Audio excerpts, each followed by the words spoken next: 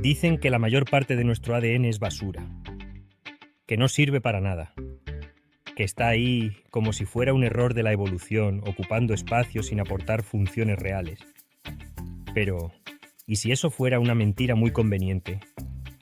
¿Y si ese supuesto ADN basura escondiera, en realidad, los interruptores que controlan enfermedades como el cáncer, el Alzheimer o incluso la obesidad? Y lo más inquietante, ¿y si las grandes farmacéuticas ya lo saben, pero no lo están contando? Todo empieza en el año 1972, cuando un genetista llamado Susumu Ono suelta una frase que marcará medio siglo de ciencia. Tenemos muchísimo ADN basura en nuestro genoma. Esa expresión fue tan potente, tan llamativa, que se quedó grabada. Desde entonces, la comunidad científica asumió que la mayor parte de nuestro material genético, ese 98% que no fabrica proteínas, no servía para nada. Y como no servía, tampoco se investigó. Pero con el paso del tiempo saltaron las alarmas. En el año 2001, cuando se publicó el primer borrador del genoma humano, los datos eran impactantes. De los 3.000 millones de letras que componen nuestro ADN, solo un 1,5% codificaba proteínas. El resto eran regiones misteriosas, silenciosas, no codificantes, basura o algo más. Entre los años 2003 y 2012 se puso en marcha el proyecto ENCODE, un esfuerzo global para entender qué hace el resto del genoma. Y lo que descubrieron cambió las reglas del juego. Más del 80% del genoma tiene actividad bioquímica. Hay regiones que actúan como interruptores, otras que regulan genes, algunas que cambian dependiendo del tipo de célula. En resumen, el ADN basura no era basura. Era un manual de instrucciones oculto. Pero, ¿por qué esto no ha llegado al gran público? ¿Por qué seguimos pensando que solo importa el código genético que produce proteínas? Tal vez porque las regiones no codificantes son mucho más difíciles de estudiar. O tal vez porque hay intereses para que sigan siendo invisibles. Pensemos en lo siguiente. En el año 2015, un estudio descubrió que la mayoría de las mutaciones asociadas a las enfermedades no están en los genes, sino en las regiones que los controlan. Por ejemplo, una sola letra cambiada en una zona reguladora del gen FTO, que ni siquiera está cerca de los genes de la grasa, puede duplicar la expresión de otros genes que determinan si nuestras células almacenan grasa o la queman. Y eso cambia completamente el destino metabólico de una persona. Otro ejemplo impactante es el de la polidactilia, es decir, nacer con dedos de más.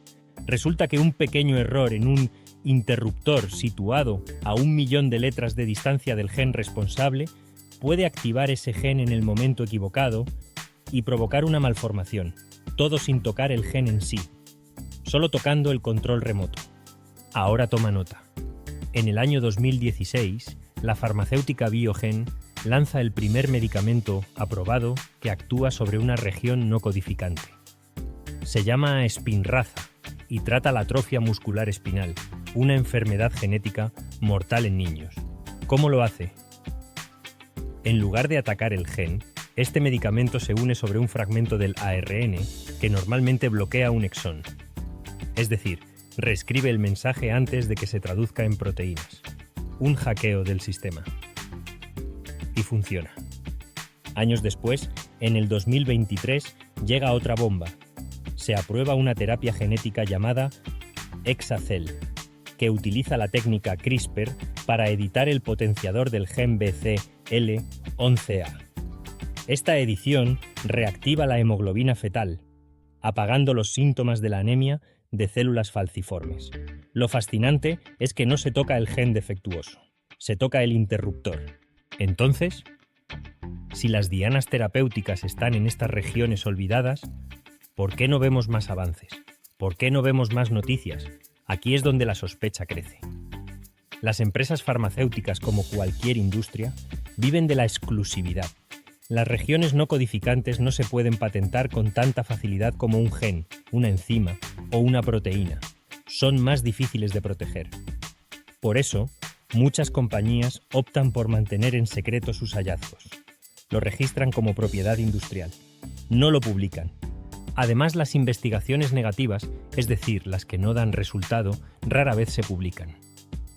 Y en estudios clínicos, aunque hay leyes que exigen registrar los ensayos, muchos resultados llegan tarde o nunca se publican.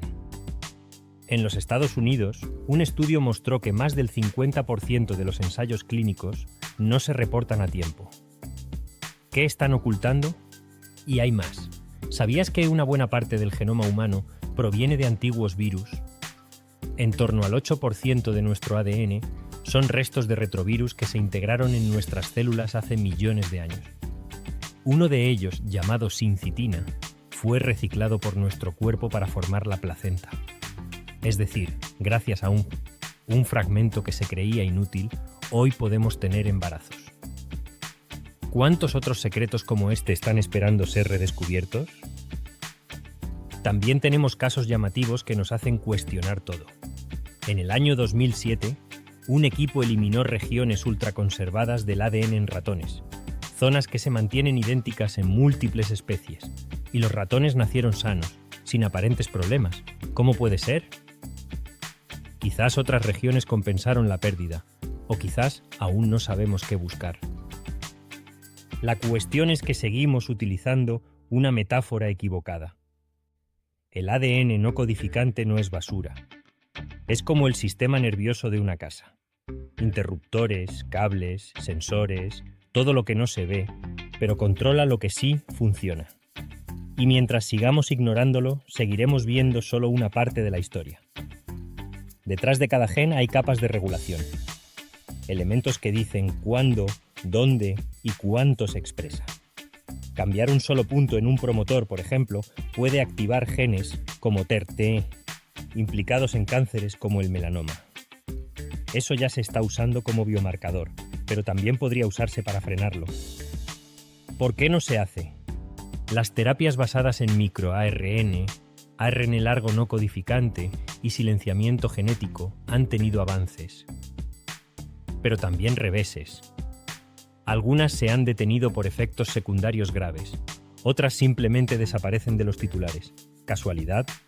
¿O censura científica? Hay también una batalla intelectual silenciosa que la mayoría del público desconoce.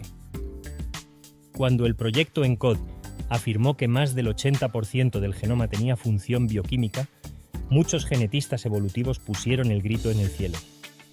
Dijeron que una actividad no es lo mismo que una función real. Que el genoma puede estar lleno de ruido. Fue una guerra de artículos, conferencias y editoriales. ¿Y quién ganó? Nadie. Porque el debate sigue abierto.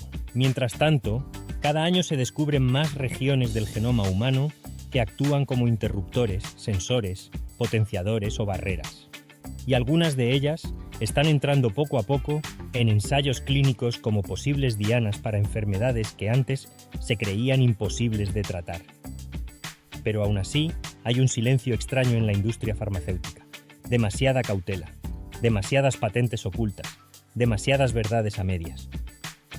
Y si vamos más allá, ¿qué pasaría si existieran regiones del ADN que no solo controlan enfermedades, sino también el comportamiento?